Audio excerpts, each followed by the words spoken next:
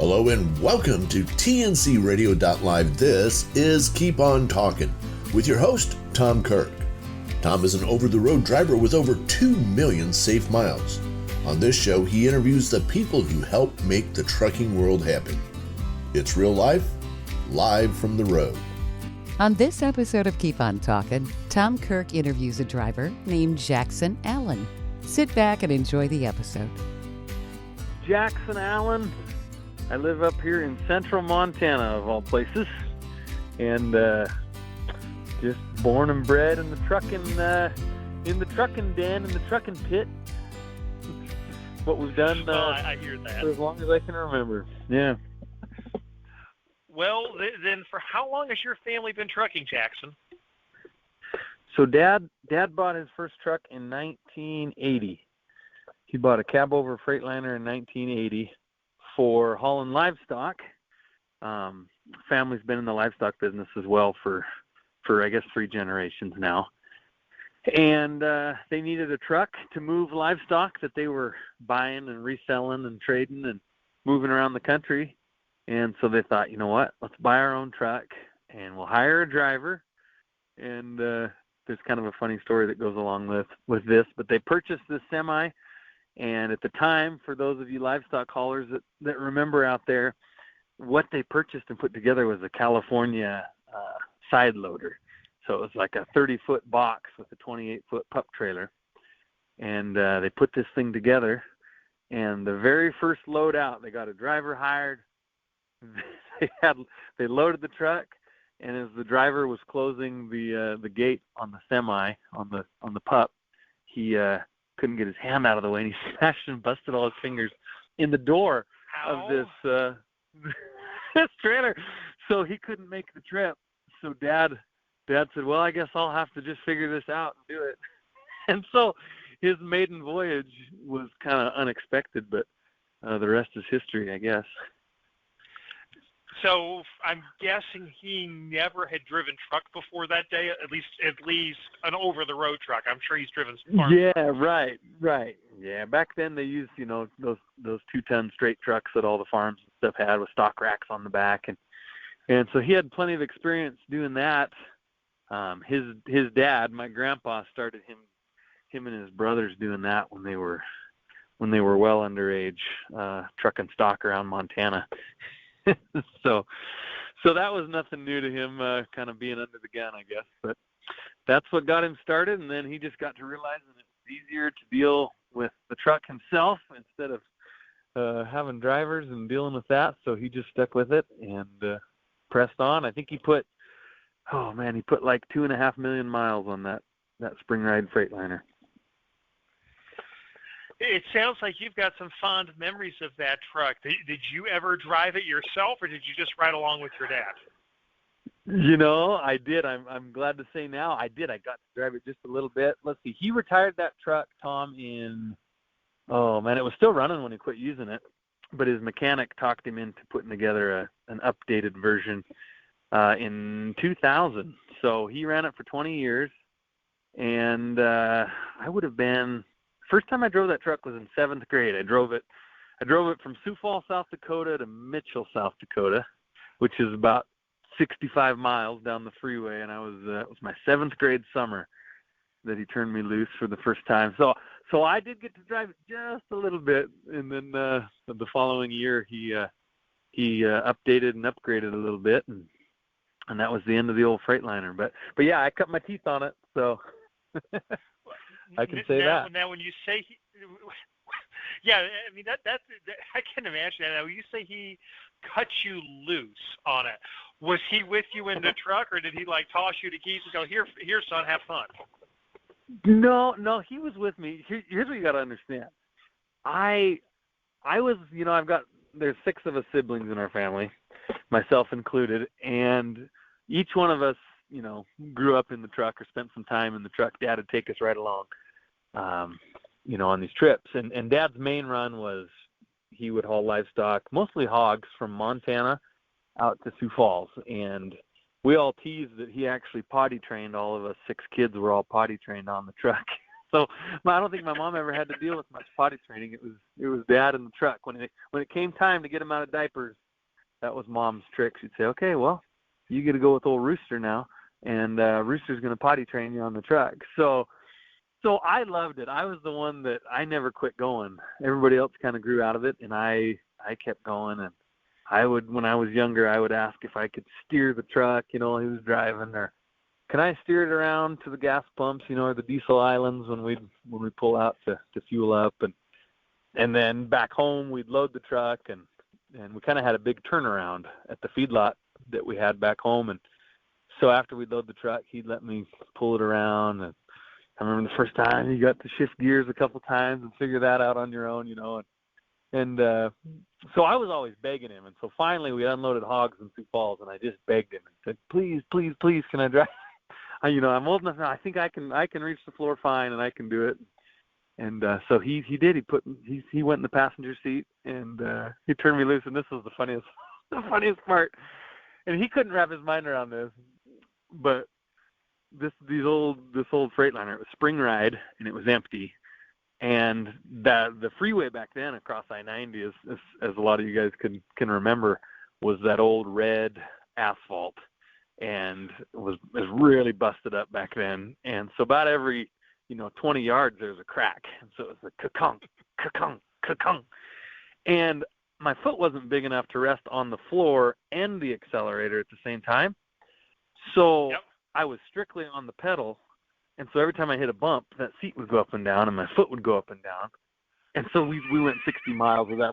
That poor old truck was going, oh, and probably just blowing out little plumes of smoke, every 30 yards. And Dad's going, what are you doing? Stop. Just hold your foot steady.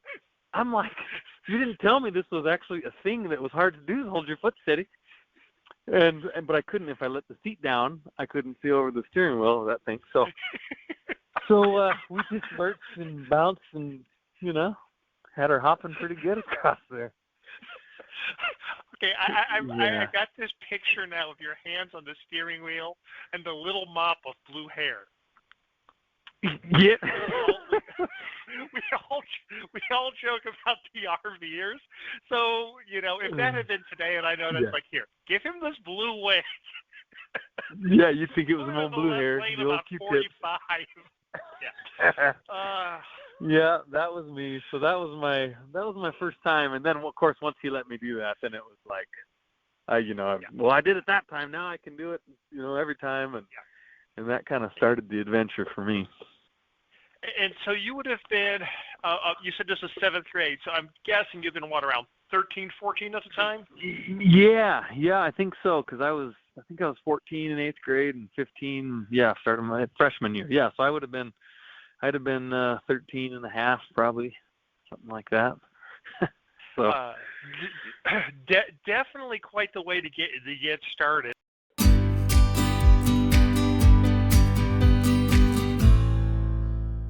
Industry movement Trucking Moves America Forward is telling the story of the industry.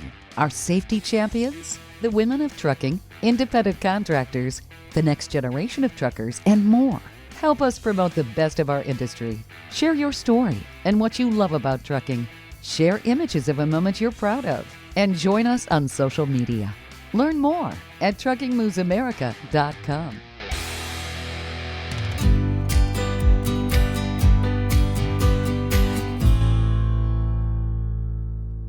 You got started roughly around 2004 to 2007, depending on how you want to count, whether in state or out of state. What are some of your memories of when you first got out on the road? Any interesting stories that just jump out at you, going, hey, this was kind of really fun, or really gnarly, or really weird, or a memorable place you stopped at? You know what? My best memories, honestly, of trucking were those years probably my high school years running with Dad. I think that's where I had some of my funnest memories. Of course, now we have a good time hauling cows, and I've got a good crew of guys that lease trailers from me here, and we haul cows together. But I think some of my best good old memories were running with Dad, because Dad's just a fountain of trucking knowledge and just knew the way, always knew the way. But the first time that I really got thrown into the fire, my dad was a team roper as a young man, and he had a team roping accident where it was a total freak accident. But for those of you that aren't familiar with how team roping works in the sport of rodeo, you have two horses. One ropes the head of a calf, and the other ropes the heels. And so you have two cowboys, on these two horses, and each one of them, sits in a box on either side of the chute. And when they turn that calf loose, that's your signal. That's when you can go with your horse and start chasing this calf. And they have a little thing called a barrier rope, which is just a little bungee rope, stretchy rope that basically stretches across your box. And when your horse pushes against that rope, it breaks and activates the timer, and that's how they keep track of your team roping time. Okay, so Dad's going out of the box, and this barrier rope kind of malfunctions and whips around off the fence post and whips him right in the eye. Total fluke freak thing, but damaged his eye really bad. So for all my time growing up, Dad has this one pupil that's permanently dilated. So he looks like one of them old dogs that has two different colored eyes. That's my dad. So anyway, growing up, he had a few different eye surgeries to keep that eye kind of on track, and he was always able to see out of it and use it, and passed his physicals and did great. But he had a surgical repair done, and a couple months before, and we booked a load of Charolais bulls that were going from Augusta, Montana, clear down to Nogales, Arizona, which is Mexico, Arizona. It's a border town. And so it's always a fun trip because you load these Charolais up, and we just go. And then when we get down there to unload, back in those days, even, this was, 98, 99, 2000. In those years, you could still walk across the border, no problem. And so you would unload the bulls, and then we'd go across into Mexico and do some shopping and stuff. And it was always fun to see that. So anyway, we're on our way back home, and we get up to Idaho Falls. This would have been April of my 8th grade year. So I'm in 8th grade, ruling the roost in the junior high. And we're coming back from Nogales, and we hit Idaho Falls, which is, at that time, Idaho Falls would have been about 6 hours from home. And this repair that Dad had done on his eye ruptured, and so he lost vision in that eye. And talking to the doctor, he was supposed to kind of go into a recovery position where he had to keep his head face down, so in order to mitigate any further damage to the surgery that he had done. So we get to Idaho Falls, and he's like, I got to go lay down and put my face in the pillow so my eye doesn't totally, come apart. And he's like, you're going to have to drive home. So this was the first official time that I was, untethered. Dad's back in the bunk resting, and I got to drive home. And so I did. I climbed up in there, and at this time we'd switched into an international cab over, big double bunk condo, kind of like the ones that J.B. Hunt used to run. So he had one of those, and so I scooted her on home that last leg of the trip through the nighttime. It happened about 9 at night, so I drove it on through the night, and we got home by daylight. Dad was able to get his eye repaired, and everything ended well. But it was quite a time. It was like my coming of age moment where, boy, when I went to school that next week, I thought nobody will ever know how much of a man that I am as an 8th grader for bringing this truck home on my own. It was good. It all ended well. And that, I think, also shows some of the differences between, let's say, the late 90s, early 2000s and now, where a lot of stuff like that was considered feasible or commonplace or not unusual.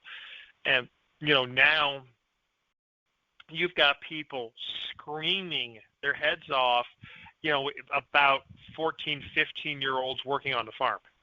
Right. They've gotten soft. The country has gotten so soft just across the board. It's not a political thing. Parents have just gotten so soft, and it's just, everything's just softened. And in these instances, it's hard to see, and that's why there's a labor shortage, and that's why these young kids don't act as well as they should when you're in a restaurant and you see screaming kids and unruly kids. And I've got 4 kids of my own, so I'm not pointing fingers. I'm that's a big part of what I do is try to keep things how they were done for us. I raised my kids the way that my folks raised me, regardless of what other people may say or think or scream about. I'm gonna do it my way. And I can't disagree with you, because I know people laughed at me when my son was young. And when I'm saying young, I'm talking less than a year old. If we'd go out to dinner and he'd start fussing or crying too much, I'd look at my wife, particularly if we had order, we got to go, because I wasn't going to let his crying disturb everybody else around us, because that's rude parenting to me. If you know your kid's upset and he's not going to calm down, or she, as the case may be, well, you can sit there and make everybody else miserable, or you can be adult and leave and get McDonald's. Okay, it ain't what you wanted for dinner, but at the same token, why should people around you have to listen to a crying kid who's just unhappy? And you know what? At even less than a year and a half, kids get unhappy. Life happens. But also at a certain age, that's, if I acted up, particularly as a kid, at a certain age, I'd take a walk to the bathroom with my mother, and I promise you, when I come back, I'd have an entirely different attitude. Yep. I tell you what, if anybody's wanting to out there, and I'm not trying to plug my YouTube channel, but I did an episode this last summer that you all would get a kick out of. I had my channel's called Wild Wild West, which is the same name as on the side of our trucks. But I took all 4 of my kids on a week-long trip to California and back, because my wife was out of town with a music engagement, and we took no screens, no tablets. We don't let our kids. They don't have any of that. They don't have phones, no iPads, none of that stuff. And so I took them on a week-long run, the 5 of us in the truck, and I was so pleasantly surprised at how few people commented, "Why are your kids not all latched and chained down in the back of your sleeper," and so on and so forth. How are you letting 4 kids run around in the back of your truck? There was only, maybe 1 or 2 comments out of all these various views and comments, and so many people were so refreshed. They said, I just can't hardly believe what I'm seeing, that this is still being done today. I thought this wasn't allowed. You just, as a parent, you're responsible for these kids, and you got to raise them right. You only get one chance to do it, and you can sure mess a kid up for life by taking your responsibility too lightly. That's for sure.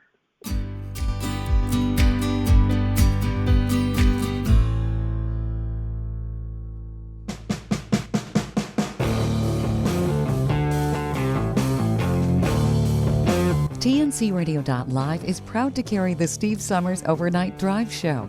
TNCRadio.live is dedicated to commercial drivers. We offer the news, traffic, and weather you need, and the entertainment, sports, talk, music, and celebrity interviews you want to hear 24/7. We have original shows and trucker podcasts that feature some of your favorites, like Ice Road Alex Debogorski and America's Truckin' Sweetheart Marcia Campbell. TNCRadio.live is convenient and designed for professional drivers. The best part is we're free, and you can listen anywhere you are on the road.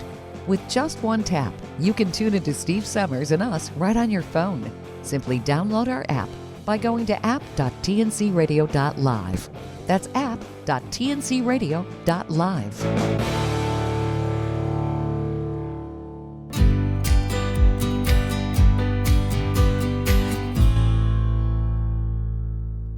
Let's fast forward a little bit to how I accidentally discovered you, which was an accident.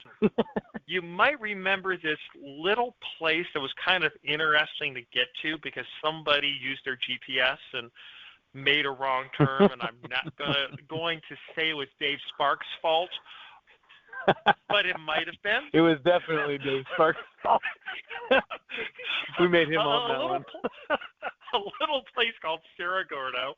And for those of you who are not familiar with it, Cerro Gordo is an old abandoned silver mine in California. And this gentleman has bought it and is trying to basically rebuild it as a historical living museum, whatever term you want to call it. And he's had a lot of challenges. And Dave Sparks from Diesel Brothers heard about him and decided to come down and help him out with some equipment. And you somehow or another found out about this and got involved. So why don't you take over the story from there? Because it looked like a heck of a lot of fun just trying to get to Cerro Gordo. Yeah, it's been interesting. So I'll just give you kind of in our kind of to wrap this out. I'll share with you how kind of the brief overview of what led us to this point. I met Dave Sparks, known as Heavy D of the Discovery Channel show Diesel Brothers. I was trucking out in Iowa several years ago in my cab over, and I'm driving down the freeway north of Des Moines, and I see somebody pass me in a car filming me, and all I noticed was they had a nice beard. But I'm in my old cab over, one of my cab overs, and it's not that uncommon to get filmed when you're in a cab over, so I didn't think much of it. Well, I opened my Instagram, social media, a few hours later, and I have all these messages from my own followers saying, this guy, Heavy D, he put you on his Instagram story, and holy smokes. And I didn't know who he was, I'll be honest. I didn't know anything about the show or who they were. So I did a little research and realized that, this was kind of a cool deal, and this is why everybody's all going crazy about it, is because these guys are, very well known in that show. So anyway, from that, we messaged back and forth and kind of just developed a friendship, and sold him some cattle. He wanted to run some cattle down there in Utah on some property they had. And so my brother and I hauled some cattle, sold him some of my dad's cattle, and we hauled them down there and just have become good friends over the years. And he calls me this spring and he said, hey, I'm reviving my YouTube channel, and I want to get you involved with that. And so we did a few YouTube episodes prior to this Cerro Gordo adventure, where we were doing some heavy hauling and some equipment recovery down in southern Utah. And he calls me up last June, and he's like, oh, okay, buckle up. We got a big job ahead of us, and I need your help. It's going to be perfect. You'll be a perfect fit for this deal. And he said, we got to go across Death Valley, and we got to climb up to the top of this mountain that's 9,000 feet. It's from the bottom to the top. It's a 9,000-foot climb, and on. And I'm going, holy smokes. He says, just go research Cerro Gordo. So I do, and I get to know Brent Underwood and what he's doing up there with this ghost town. Well, he has this historic hotel that burned down. It's been up since the town started. They built this hotel called the American Hotel, and it kind of mysteriously, as things happen, it caught on fire here just a few years ago and burned to the ground. And it was kind of the crown jewel of this whole ghost town. And so Brent, the owner of the place, was just devastated and has since decided, for the sake of history, he somehow found the original blueprints of this old hotel, and he wants to rebuild it back to form. So he has a huge following on his YouTube channel, Ghost Town Living, and Heavy D has a huge following on his YouTube channel. And they decided to collaborate because Brent ran into this problem where this road going up to the mining town was so treacherous and narrow and just unending. It just goes on and on and on, that no one would deliver concrete. He could get volunteers to help, pour the concrete, to engineers to come do the work, and guys to do the rebar, but they couldn't get the physical concrete to the top of this mountain. So apparently some of the subscribers of those two guys said, they kind of put him in touch, put Dave, Heavy D, in touch with Brent, and they organized this collaboration. So that's where I came in, and Dave said, I need your help. It's going to be a logistical nightmare, but we're going to do it. He goes, I bought my own cement truck, and I need you to haul my Army trucks down, and we are going to haul concrete in these Army trucks from the bottom of this hill down in Keeler, California, up to Cerro Gordo. And so I'm like, I'm all in, man. I'm down for an adventure. At this point in my career, I'm kind of looking for some of those more adventurous, fun type things to do as it is. So I went ahead and loaded up and went down there to Utah, and he loaded the cement truck on his lowboy with his tri-drive Kenworth, and I took my 89 Peterbilt 362 down there and loaded his military trucks on, and we took her down. And so the Death Valley story is we stopped and slept there in Nevada, took a nap, and early the next morning it was time to make the last push into Cerro Gordo. Well, there's two ways you can get there. You can go kind of up north and west over across into Bishop, California, or you can cut south and go through Death Valley, which is a no trucks allowed route. It was his show, kind of his deal. Well, it's no trucks allowed, local delivery only, correct? Yeah, so like who's delivering anything in the Death Valley? so You. Yeah, so here we go, and once you start on that road, if any of you have been on that little highway that runs in from the east into Death Valley, there's no going back. So once we start on it, he realizes the mistake he'd made, and boy, that old Peterbilt of mine's got a B model mechanical cat, old reliable. We and these Army trucks didn't weigh that much. It was probably a 35,000 pound load, and that old truck lumbered its way up and down in there. And I mean, it's steep getting down in there. I mean, Tom, it is steep. Like we're talking fifth gear with the Jake brakes on, Let's clarify one thing. When you say the truck got up the hill fine, you had both the drivers and passengers door open to help cool the truck. Yeah, okay. Let's go back. I'm gonna re-clarify. You are correct. I'm not going to say it made it fine. It made it without boiling over. I had to use a few tricks. One of the old tricks that a lot of folks don't know, it's a little nugget for you out there if you're listening, is that one way to help cool your truck or keep your truck cool on a hard pull is to turn your heater, your cab heater, full blast, full bore, all you can get. And that helps pull heat out of your coolant, because it's like a miniature little radiator, a little auxiliary way to cool your motor down. So while we were climbing up that Death Valley, I mean, it's steep and long and endless. And we were doing, 8-10 miles an hour. I was keeping it at 1,700 RPMs, and I had to turn the heater on because it started warming up. I was getting to about 208, 210 on my temperature gauge. And so I said, Diesel Dave was next to me. I said, Dave, we're going old school. So I turned the heater on, which of course it was already 100. I think it was 116 degrees that day, if I remember, down in there. And I said, we're turning the heater on. So we had the doors open and we were just lumbering our way out. So you are right. It was not, totally standard protocol, but we made it up and out of there. A little slow, but we made it. The next question I have to ask, how much weight did Diesel Dave lose that day? Oh, he lost a lot of water weight. Yeah, he's a big old boy, and he was a shrunken man by the time we got there. Because I kind of remember seeing through the pictures. Gee, it looks like he lost at least 10 pounds. Oh man, we were cooking, and I got leather seats in that truck, and so we had our shirts pulled up, and we were stuck to the leather, and it was just, we were transported back in time, back to like what it really would have been like to truck in '89 through Death Valley. Well, in some ways, albeit you were slightly faster, you might have even had a taste of what it would like to be back in the Teamster days of Cerro Gordo. When I say Teamster, I don't mean truck. Right, I right. mean And then those mule or spinners that were running wagons. So. Right, yes, right.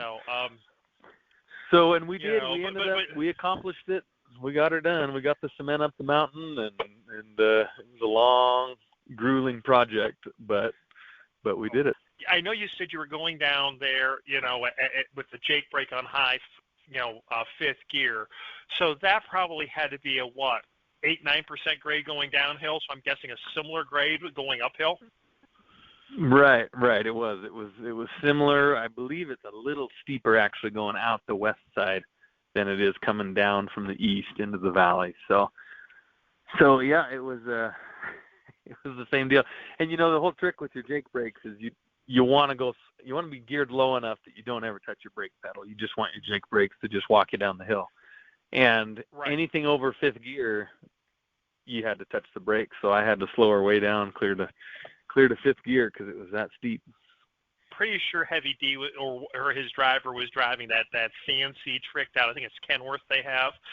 Yeah, I have to ask, and he's the one that drives it. How easily did it pull and go down? He did good with it. He'll admittedly said he tortured that truck. It's got a 2009, I believe, ISX Cummins in it that's tuned up pretty hot. But he made her through. He didn't boil over. I kept thinking we were going to pass him somewhere boiled over the way that he was dogging on that old girl. But he made her. She did it.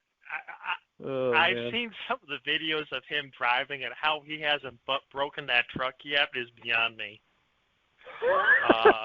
I'm not saying he's a bad driver. He just runs the ever-loving you-know-what out of that truck.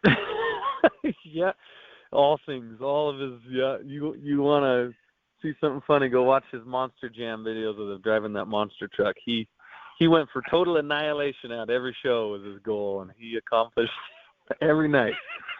Yeah, just rock and roll. The only problem is half the time he annihilates himself, but that's a whole different yeah. thing.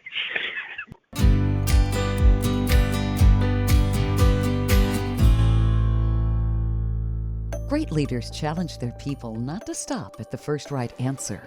Tighten the Lug Nuts is the book that will help you move past that first right answer to be more effective, more productive, and more successful. This book serves as a blueprint that can be easily applied by leaders, entrepreneurs, truckers, owner-operators, all of us in our everyday lives. This is one of the best leadership books you can read to help you accelerate towards your personal and professional goals. Plus, a portion of the proceeds will be donated to truckerschristmasgroup.org. Visit TightenTheLugNuts.com to order your copy today.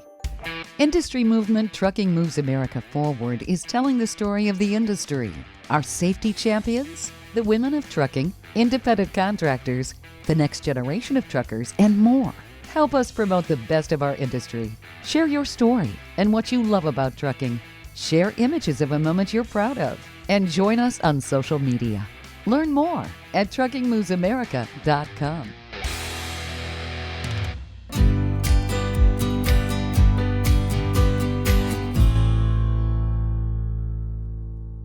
I think it's fair to say you're kind of a bit of an unusual character in the trucking industry. And what I mean by that is you're a certain percentage old school. You're a certain percentage, I hate to say new school, but let's say high-tech driver. Because if you look at the truck you drive, it ain't high-tech. But at the same token, you've got a YouTube channel. You're involved in a lot of other things. You've done different things over the years, such as auctioning. If I'm not mistaken, you're involved in country music, among other, music. I shouldn't say country because I think it's a little bit of everything. Yeah. Why don't you tell us a little bit of everything else that you do and you're into? Yeah, you bet. So aside from the trucking, as our family's been in the livestock business forever, I had an uncle who owned a sale barn for a lot of years, and he was a little short on help. So back in 2007, I started auctioneering, selling cattle every week for him. Did that for about 10 or 11 years. So that was always fun, and I still do some auctioneering now. Mostly do benefit auctions, nonprofit work and some things like that now. I don't auctioneer regularly anymore, but I do still do a handful of sales around the country, and I have a good time. I have kind of a fun personality, so I like to get up and entertain and goof off with folks and raise money for these causes. Have fun? Can you believe it? No, not at all. You're the most serious, depressed individual I've ever met in my life. Oh, yeah, I know it. It's a problem. So through the course of growing up, my oldest brother was a musician, and we all wanted to be like our oldest brother, and so we all got a bug for music and singing, and so we did that growing up a lot. And I met my wife, and in '08, and we got married, and turned out that, of course, was part of what drew us to one another, but that she was a singer-songwriter and very passionate about music. So as the years have gone on, we've just gotten a little more and more involved, and now, we have a family band. We travel around quite a little bit around Montana, doing a lot of shows with me and my wife and my sister, and my son plays some lead guitar for us, and my brother plays lead guitar, and so we have this family gig where we go around and put on a lot of music. And in fact, we're in the middle of recording an album right now. We're going to head down to Texas here in a few weeks to go finish that up. So we'll have some music out there for everybody to grab onto. But we love it. Music's our release. Yeah, cattle's our life. Livestock's the way. And music's kind of our release for us as a way to, to blow off some steam on the weekends and makes for a good time. Now, kind of looking at you, this is sometimes an overused term, but I'm going to use it anyways. It almost sounds like in some ways you're a bit of a Renaissance man. You're a little bit trucker, you're a little bit rancher, you're a little bit auctioneer, you're a little bit video production, a little bit of music. Is there anything else I've missed? Male stripper, gigolo, Montana big. No, but we won't go but there. if diesel prices keep climbing, I may have to look into male entertainment. We'll see. Ren, I'm probably the most, I will admittedly say I am the most redneck, hokey, white trash type Renaissance man that you would ever come across. But that's a funny way to put it. I've never had somebody call me a Renaissance man. But, the last thing would be in some ways, I think it's the only way to describe what it is you do is a bit of a Renaissance man. And somehow or another, I think the quote-unquote Renaissance man in history are rolling over in their graves, but that's another conversation. Either that or they're laughing. We felt the same back in our day. So. To be honest, Tom, I've got a major entrepreneurial bug, and so it's always one thing to the next, and develop something, and once it's kind of up and going, I like to move on to another challenge, and so that's kind of what led me from the auctioneering. Yeah, you could say that. And that's, auctioneering, I felt like I kind of accomplished all that I could there. And so I moved on from that and built my trucking business up, pretty full bore. And I'm kind of getting to the point with it where I'm ready to branch into some other aspects and some other projects that'll toe into my trucking, which is where the YouTube came in. After I did this stuff with Heavy D, he strongly encouraged me to. He said, you have a good way with the camera, and you kind of can hold people a little bit. So he goes, you need to start a YouTube channel, and it'll be great, and just do it. And he goes, people will love to see what you put out. And so I did, and it's a young channel. It's only 8 months old, but it's really come a long ways. And my whole purpose with it, and this is, if I could drive home one point, is that my whole purpose with my Instagram, with my YouTube, is I just really want to show people a positive light. The trucking industry is one of the most negative. People are always complaining, drivers, owners, doesn't matter who you are, they're always complaining. And I'm not saying it's they have a good reason to complain a lot of times, but it's become such a negative industry in a lot of ways, just the way everyone feels about it.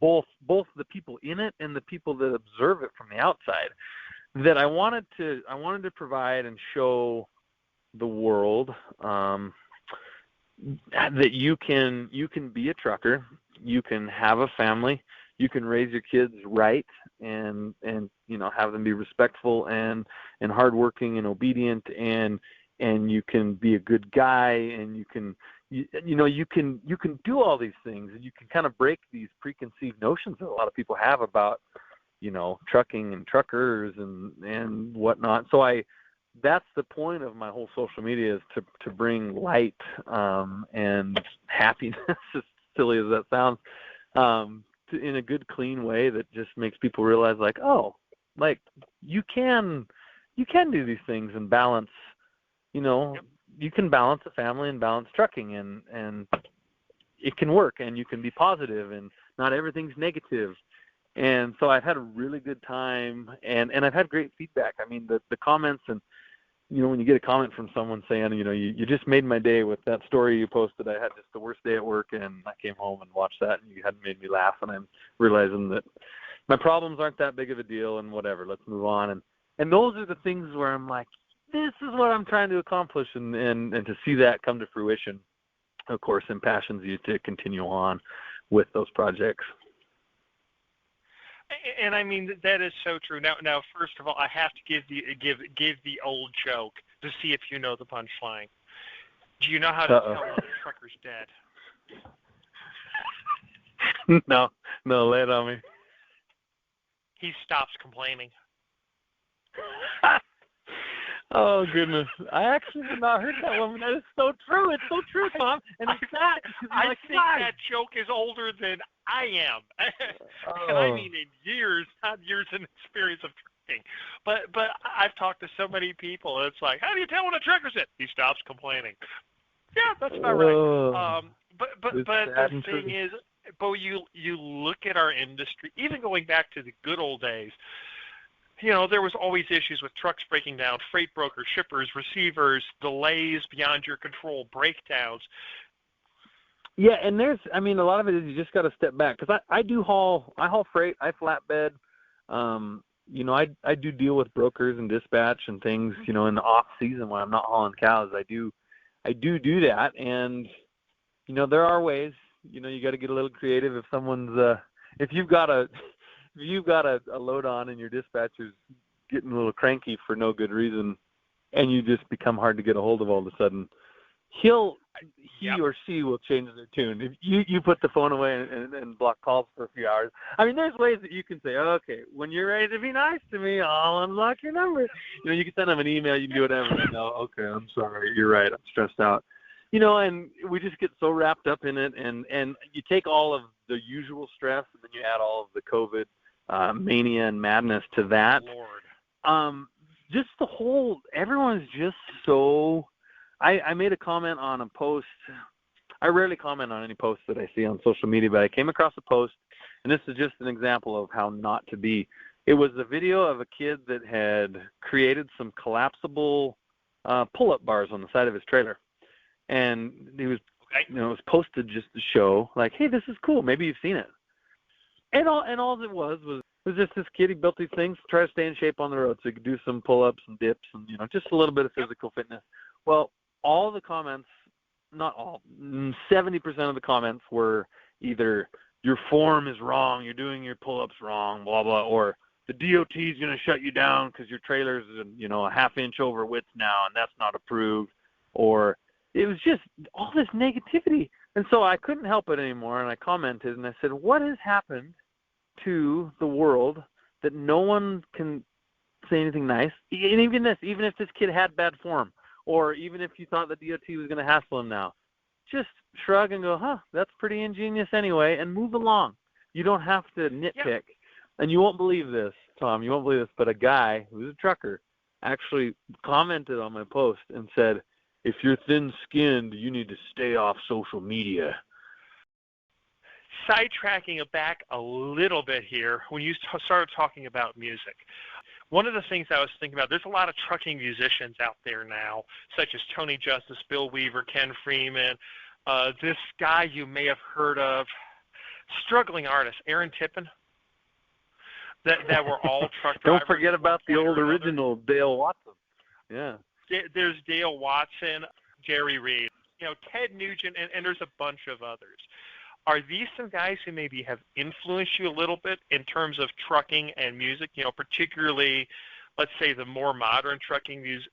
And when I say modern, I mean more active drivers or completely active drivers / musicians like Bill Weaver, Paul Mahoff, Tony Justice is maybe probably the most well-known, Joey Holiday, who some say is maybe among the most prolific. Have they given any influence on you, or are you just kind of like doing your own thing and maybe not even really aware of them? I feel a little bit bad because of course, I know some of the old timer types like Jerry Reed and Dale Watson. I love Dale's music and cover some of his songs even. I'll be honest. I do kind of do my own thing. I don't look out and around and check out my peer group probably as much as I should. So to those guys, I apologize.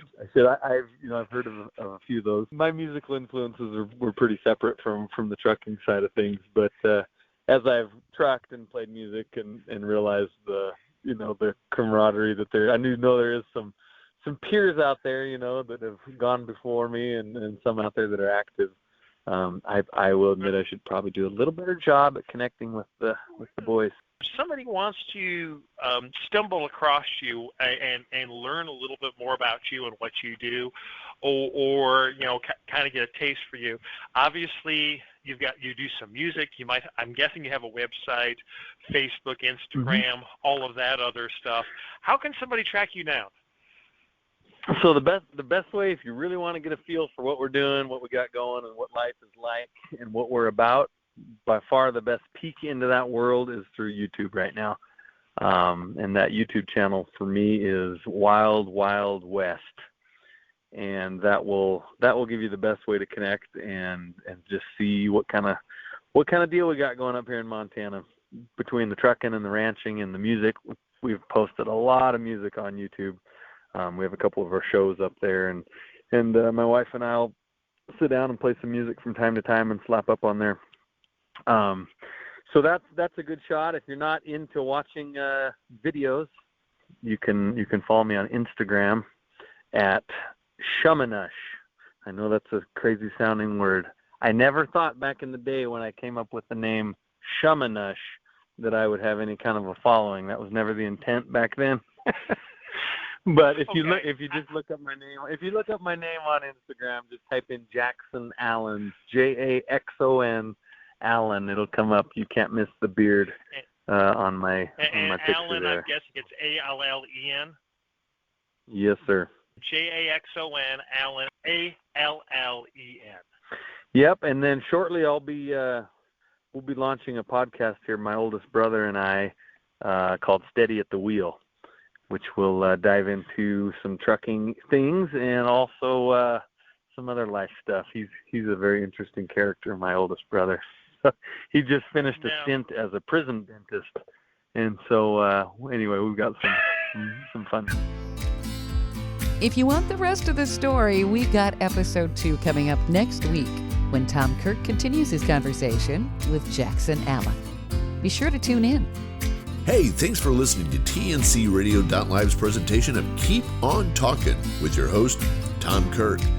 For more information or to ask a question or to tell more about your story, send email to info@tncradio.live.